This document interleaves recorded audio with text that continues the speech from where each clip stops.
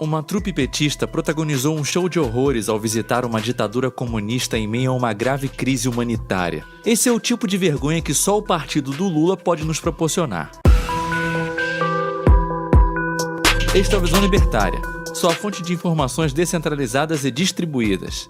No final do mês de março, a presidente do PT, Gleisi Hoffmann, esteve em Cuba, acompanhada do Sr. Lindbergh Farias, outro membro do partidão que governa o Brasil. Segundo o discurso oficial do PT, o objetivo da visita foi o de levar solidariedade ao povo cubano.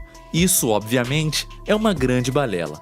Gleisi foi se encontrar com o ditador cubano Miguel Díaz-Canel e com outros representantes do governo comunista da ilha, para atender às demandas ideológicas do PT.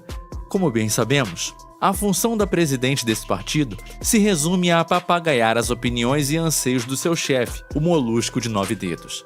Antes de falarmos do teor desse encontro, precisamos falar da hipocrisia dessa agente petista. No dia 28, a data oficial dessa viagem, Gleisi e Lindbergh estavam em Cuba, babando as bolas dos ditadores comunistas. Apenas 3 dias depois, contudo, esses mesmos políticos petistas estavam lamentando nas redes sociais o aniversário da ditadura militar no Brasil. É aquela velha história: ditaduras são relativas. Se forem de esquerda, então são ditaduras do bem. Como já foi adiantado, os representantes petistas foram a Cuba a mando do seu chefe, o Lula, que é um notório baba-ovo da ditadura cubana. Não obstante, toda a truculência desse regime criminoso, responsável por impor um severo castigo ao povo cubano por décadas a fio, o presidente brasileiro teve a coragem de afirmar há algum tempo, na reunião da cúpula do G77, que Cuba tem sido defensora de uma governança global mais justa. O que seria para o Lula essa tal governança global?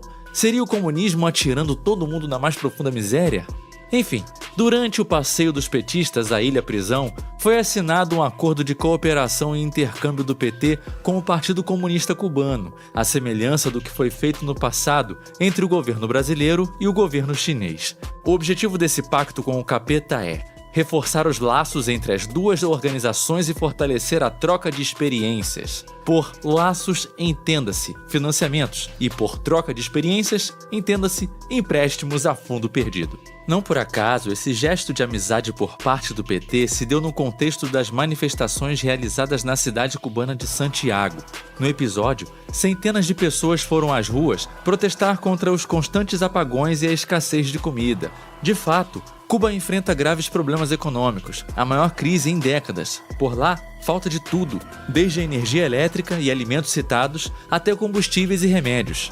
A conta do comunismo chegou para valer na Ilha dos Castro, mas a esquerda brasileira, como era de se esperar, não apenas não vai reconhecer de quem é a culpa nessa história, ela vai trabalhar pesado para evitar o colapso do comunismo por lá.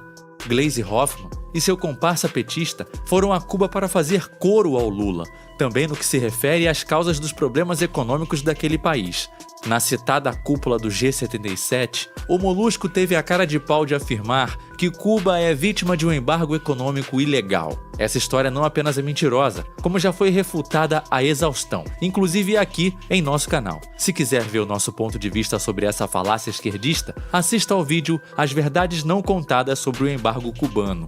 O link está na descrição. E de fato, a ida dos petistas a Cuba soou tão patética que a própria mídia esquerdista brasileira, neste caso o Estadão, precisou afirmar o quão ridícula foi essa atitude.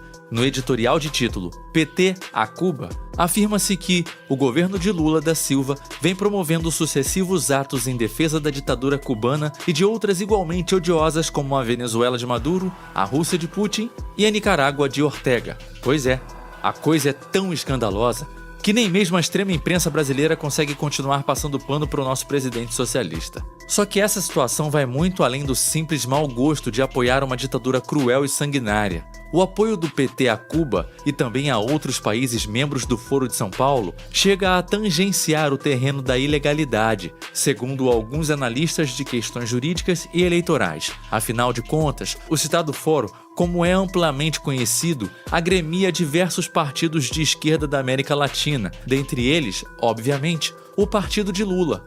Isso, por si só, já seria um grande problema. Só que a lei que determina questões relativas aos partidos políticos brasileiros, de número 9.096 de 95, deixa bastante claro em seu artigo 28, inciso 3º, que legendas que estiverem subordinadas, de alguma forma, a entidades ou governos de outros países devem ter seu registro civil e seu estatuto cassados pelo Tribunal Superior Eleitoral. Se essa lei fosse aplicada no Brasil, não restam dúvidas de que partidos como o PDT, ligados à Internacional Socialista, e o próprio PT, ligados ao Fórum de São Paulo, deveriam ser banidos. Acontece que, como bem sabemos, o Brasil é mesmo uma casa da mãe Joana do ponto de vista jurídico. A ideia por trás desse dispositivo legal, em tese, é impedir que um partido político coloque os interesses de outros países acima dos interesses do Brasil. E não precisamos ir muito longe para perceber como o PT incorre exatamente nesse erro. Lula e sua trupe não apenas queimam o filme do Brasil e lançam o país em crises diplomáticas desnecessárias por conta de sua ideologia. O PT também é responsável por emprestar rios de dinheiro a fundo perdido para parceiros do Foro de São Paulo, como a Venezuela e, obviamente, Cuba, países que têm dívidas bilionárias com o Brasil. Ou seja, o partidão do Lula está tirando dinheiro dos brasileiros para dar a seus amigos ditadores latino-americanos. Se isso não é agir contra os interesses nacionais, então eu desisto de tentar explicar. Em setembro do ano passado, Lula esteve pessoalmente em Cuba. Naquela ocasião, o Molusco conversou com o presidente da Ilha Prisão a respeito da possibilidade de serem retomados os pagamentos ao BNDES. Sim, como todo mundo já sabe, Cuba deve uma fortuna gigantesca ao Brasil, fruto de empréstimos que deixaram de ser pagos no longínquo ano de 2018. De lá pra cá, a ilha caribenha foi só calote. Mas não se deixe enganar, Lula não está preocupado em receber esse dinheiro emprestado nos seus antigos mandatos. Ele quer apenas regularizar a situação cubana, para que a ditadura comunista da ilha volte a ser irrigada pelo BNDES com seus cofres arrombados. Foi por isso, inclusive, que o governo petista enviou ao Congresso Nacional, em novembro do ano passado, um projeto de lei para autorizar novamente esses empréstimos a países camaradas. A expectativa, porém, é de que o Molusco quebre a cara desta vez. Afinal de contas, nem mesmo a esquerda mais moderada quer a retomada desses empréstimos, entre muitas aspas. No passado, muita gente defendeu os repasses para Cuba, Venezuela, Angola e outros países pouco estáveis, afirmando que isso era, na verdade, um investimento que traria um bom retorno aos cofres brasileiros.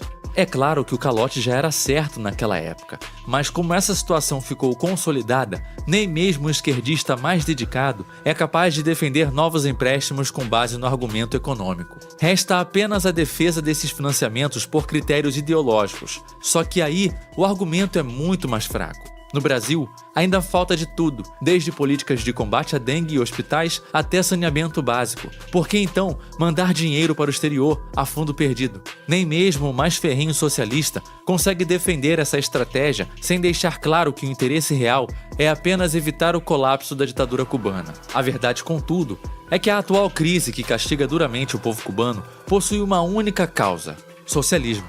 A existência ou não de um embargo econômico não mudaria essa realidade. E da mesma forma, não são empréstimos concedidos em condições de pai para filho pelo BNDES que vão evitar a catástrofe. Não existe futuro para Cuba que não passe pela liberdade econômica e pelo fim do comunismo.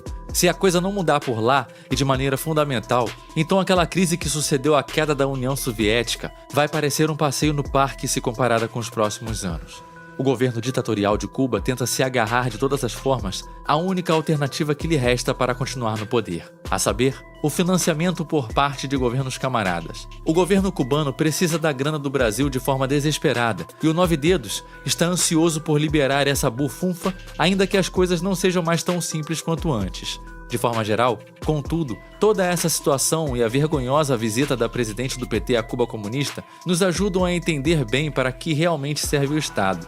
Essa é, no fim das contas, uma verdadeira máquina de enriquecer uns em detrimento de todos, como acontece em Cuba, e no caso brasileiro, uma máquina de roubar dinheiro de um povo para financiar os parasitas que consomem outro povo, atormentado pelo comunismo. Obrigado por sua audiência. Esse artigo foi sugerido por JJ Liber, escrito por Quinta Essência, revisado por historiador libertário e narrado por Lea Far. Escreva artigos você também. Acesse visãolibertaria.com. Se você gostou do vídeo, compartilhe em suas redes sociais. Caso deseje ser avisado de outros vídeos, inscreva-se no canal e depois clique no botão da campainha. Um abraço e até a próxima.